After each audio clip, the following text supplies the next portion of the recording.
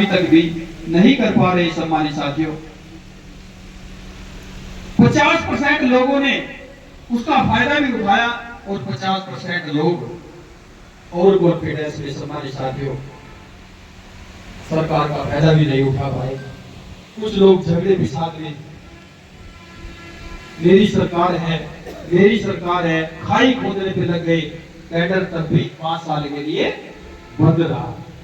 सम्मानित साथियों, 2007 से 2012 के बीच में भी 5 साल कैडर बंद रहा और 2012 में जब चुनाव आए, उस चुनाव के टाइम पे विरोधी पार्टी भी ये कह रही थी कि दोबारा से अगर कोई सरकार रिपीट होगी वो बहन जी की सरकार होगी।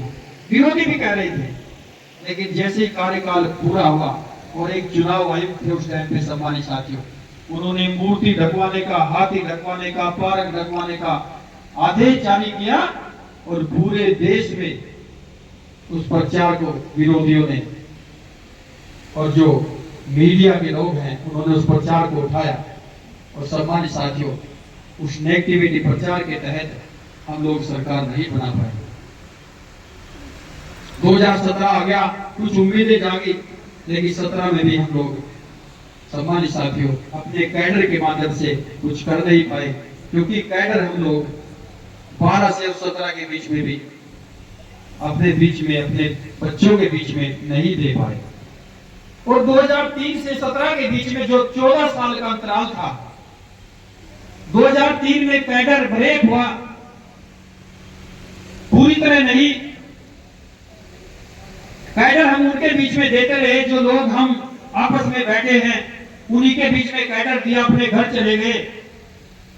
अगले महीने फिर बुलाया, मासिक मीटिंग हुई, उन्हीं के बीच में कैडर दिया, वो घर चले गए। और 2003 से 2017 के बीच में जो अंतराल में कैडर का ब्रेक हुआ, 14 साल का अंतर था, सम्मानित साथियों। और उस 14 साल के अंतराल में जो बच्चा 2003 में हमारा 10 साल का था, वो 2017 में 24 साल का हो गया और उसको कैडर की जरूरत थी। उस टाइम कैडर की जरूरत थी। सम्मानित साथियों, हमारे बच्चे जो 2003 में 10 साल के थे, वो 17 में 24 साल के हो गए। और उस बीच में 2017 में जैसे ही समय ने करवट लिया, विरोधी पार्टियों ने बहुजन समाज पार्टी को इस तरह खत्म करने की योजना बनाई, जिस तरह बाबा साहब को खत्म करने की योजना बनाई थी। बाबा साहब को जब खत्म नहीं कर पाए, उनके नाम को खत्म नहीं कर पाए, मान्यवर साहब श्री काशीराम जी ने उनके नाम को उठाया और पूरे भारत में ऐसा बीज बोने का काम किया कि करोड़ों करोड़ों बाबा साहब जम करके, तैयार होकर के, पैदा होकर के खड़े हो गए। और जब मान्यवर साहब श्री काशीराम जी ने कैडर देने का काम किया, फिर उनके जाने के बाद करोड़ों करोड़ों मान्यवर साहब श्री काशीराम जी इस देश में पैदा होकर के खड़े हो गए। लेकिन सम्मानित साथियों, जो उन्होंने हमारे बीच में कैडर देने का काम किया, हमने वो जमीन पर उतारने का काम नहीं किया। जिन बच्चों को कैडर की जरूरत थी, 10 साल से और 24 साल के बीच में, या ये मान ले कि 15 साल से और 20 साल के बीच में जिनको कैडर की जरूरत थी, उनको हम कैडर नहीं दे पाए। और 2017 में, सम्मानित साथियों, एक हुड़दंगबाजी का संगठन तैयार हुआ। तो कैडर नहीं समझते थे, महापुरुषों के त्याग और तपस्या उनके बीच में बखान नहीं कर पाए। और 2017 में उस हुड़दंगबाजी के सिस्टम को, वो बच्चे हमारे उस हुड़दंगबाजी को एक मिशन समझ बैठे और हमारे बच्चे रास्ता भटक गए। बच्चे अपने हैं, बच्चे दूसरे के नहीं है, वो किसी और समाज के बच्चे नहीं है, वो बच्चे हमारे हैं, हमारा परिवार है। हम उनको संभाल नहीं पाए। हमारे अंदर दर्द है। क्यों है?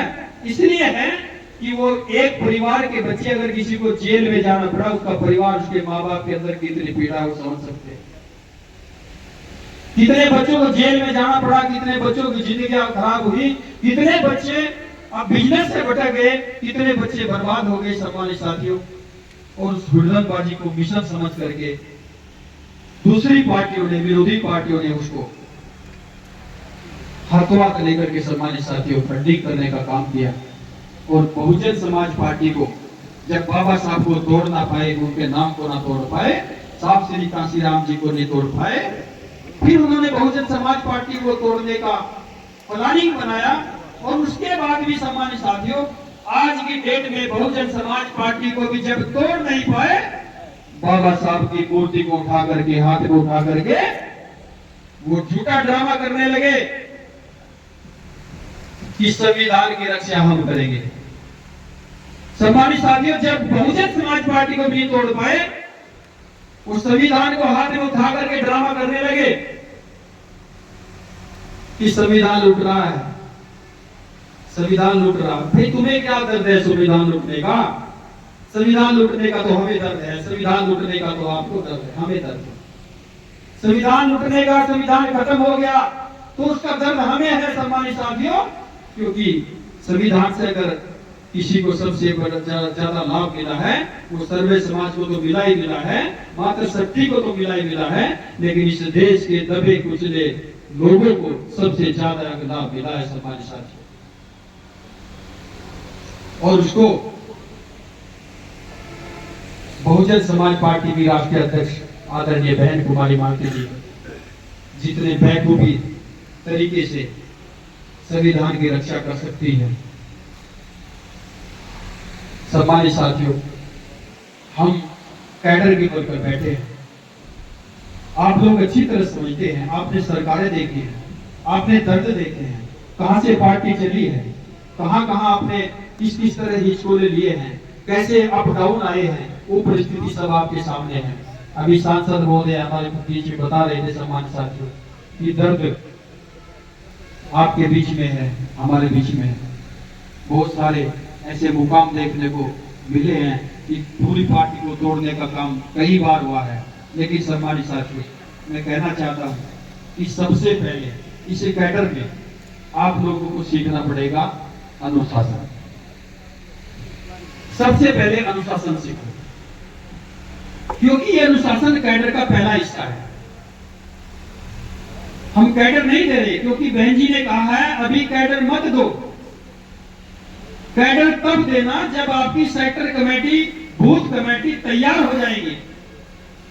और बहन जी ने बिल्कुल सही सोचा सम्मानित साथियों। बहन जी को जब ये पता लगा कि सेक्टर कमेटी, बूथ कमेटी, विधानसभा कई कमेटी नहीं है, तो सम्मानित साथियों बहन जी कैसे हैंडल कर रही हैं, उनके दुख को आप महसूस कर सकते हैं। बहन जी ने जब मीटिंग को बुलाया और आदरणीय बहन जी का उस दिन गला भी बैठा हुआ था, रुंधे हुए गले से बोल रही थी, बड़ी दुखी मन से। सम्मानित साथियों सबको समझाने का काम किया।